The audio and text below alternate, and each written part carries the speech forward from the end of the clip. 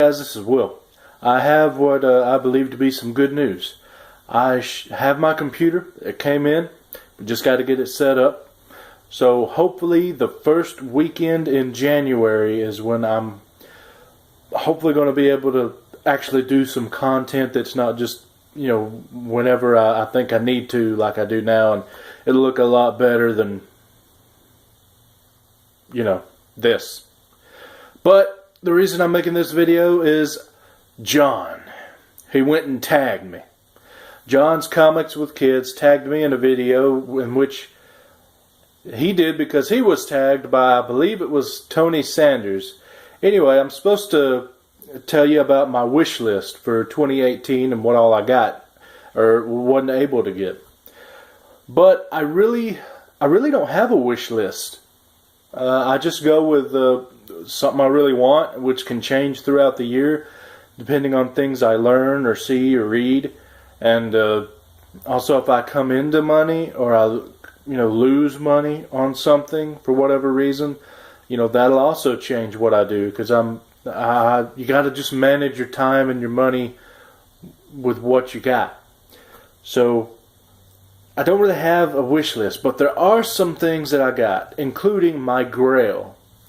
I was actually able to get my Grail, but what's horrible about it is I had it in 2006.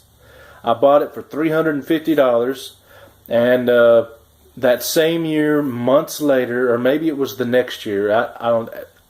Memory's a little foggy that far back, but I sold it. And I sold it for around $400 or so. So I made some money on it. So I didn't lose money.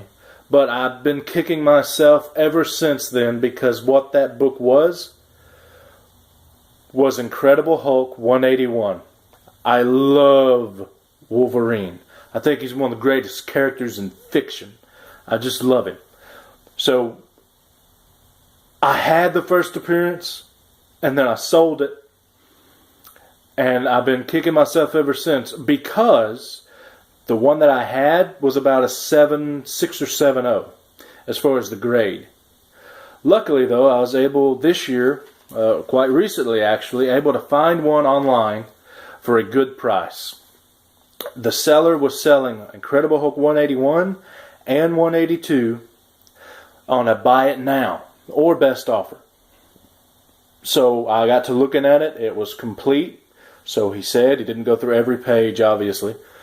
He did show that it did have the Marvel value step in both of them, actually. And the cover looked pretty decent. But nobody was watching this thing, and nobody was bidding or sending offers. And I figured out why that probably was, how you have your percentage of how much is positive on your feedback, and then in the parenthesis you have how many feedbacks you've gotten. Well, he only had like 23 feedback, which means he was new to eBay. But it was 100% positive. And, you got the eBay buyer protection, so I thought, you know what? I'll just take a risk, try and see what happens. Worst case scenario, I got to go through eBay and that little bit of hassle to get my money back. But I will get it back. So I sent an offer of $1,500, and he took it. And then once I got the book home and started looking at it, I'm telling you guys, but in Dreamland, it's a 7.0. But most likely it's between a 5 and 6. But if memory serves, even if I get a 3.0, I still make a little money, whether I'm selling it or just the value of it versus what I paid. So I'm extremely happy, and I would show it to you, but it's actually at CGC now getting pressed, cleaned, and graded. So I can't. But there are a couple books I can show. I don't want to be I'm not a fan of Spider-Man, and I try not to collect him, because that's a rabbit hole you can go down and get lost in if you're not careful. And his first 10 issues especially are so expensive. And then, of course, if you like Spider-Man, you collect you're going to want AF-15. And that's whoa expensive. So instead of collecting Spider-Man, I thought, well, why not Mary Jane? I like Mary Jane. So there's 4 issues to me to have a Mary Jane collection. You have Amazing Spider-Man 15. That's the first time Mary Jane is ever mentioned. You have Amazing Spider-Man, 25. That's the first time you see her, although it's considered a cameo because her head's covered by, I think, a potted plant. So you see her, but you don't see her. And then ASM number 42 is her actual appearance where you see her, and that's the one with the famous frame, "Face it, Tiger, you've hit the jackpot." That's what that one is. And then ASM 59 is the first time she's on the cover. So I thought, I want those. I'll have a little Mary Jane collection. The first time she's mentioned, first cameo, first time you see her, and first time she's on the cover. I have 2 out of 4. Now, the cheapest one that I have found anyway is ASM 59, where you see her on the cover for the first time.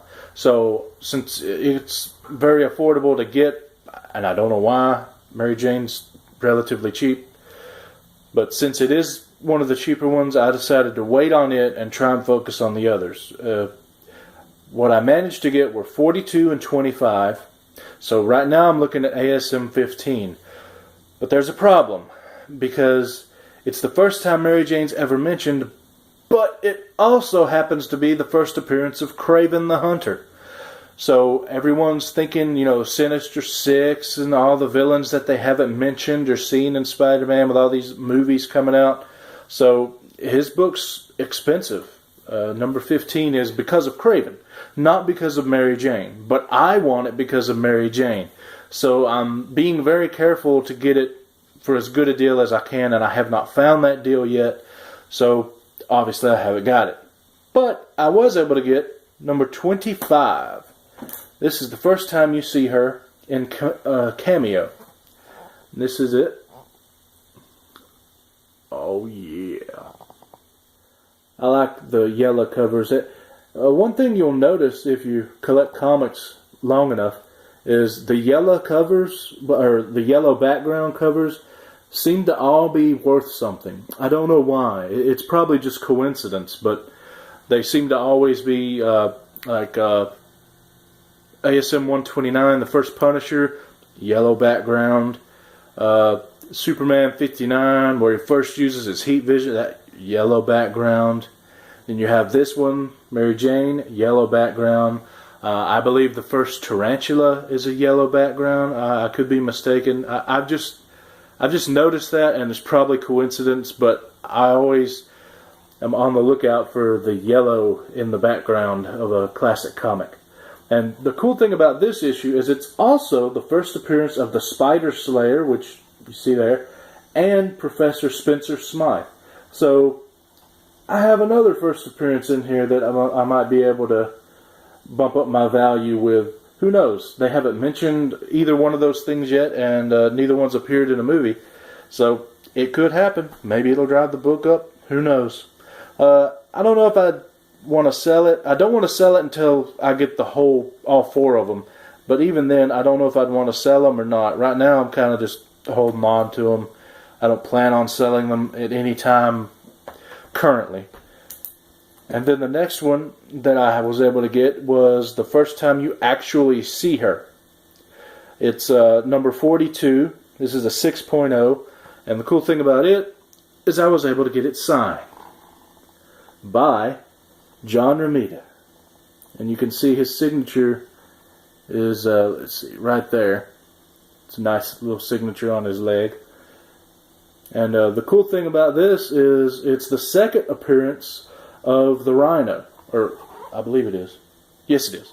Because 41 is the first appearance of the Rhino. So I kind of have a second appearance here. And then also, of course, it's Mary Jane's first real appearance. Although it says in cameo, but in 25, it also says cameo appearance, but face not shown. So I don't know how you can have 2 different cameos. But anyway, 25, 42, 15, and 59. Those are the ones I want. Those are the ones I'm looking to get. And there's, of course, other things, and I plan on doing videos on them. But as far as wish list, I don't really have one, but I would consider those to be things that I was able to get on a wish list. But the biggest thing was, my personal grail, which is Incredible Hulk 181. And I was able to purchase from Reggie Simmons, actually, the first Old Man Logan, Wolverine 66. I was very happy to get that. I don't really like Old Man Logan because he's not my Logan. You know what I'm saying? But it's his first appearance, so I thought, well, I'll at least get that. And then, of course, I also have the X-23's All New Wolverine #1. I haven't got her. She actually has, depending on how you look at it, 2 first appearances. There's the Wolverine issue, I forget the number, where she's like the test tube. And then you have Nyx 3. And yes, I know it's NYX, but I like to say Nyx, like snicked.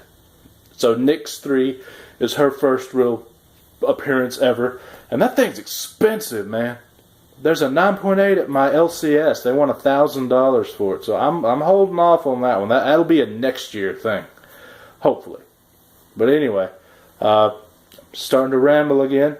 But that's all I really wanted to show. So thanks, John, for tagging me. And they say I'm supposed to tag someone else. So this is the first time I've ever been tagged in anything. So I don't really know how this works. But I noticed pretty much everyone that I know and have spoken to through a chat or something's already been tagged. So I guess I won't tag anybody because I don't feel comfortable tagging a random YouTuber that's I don't know, even though technically none of us really know each other. But well, I'm rambling.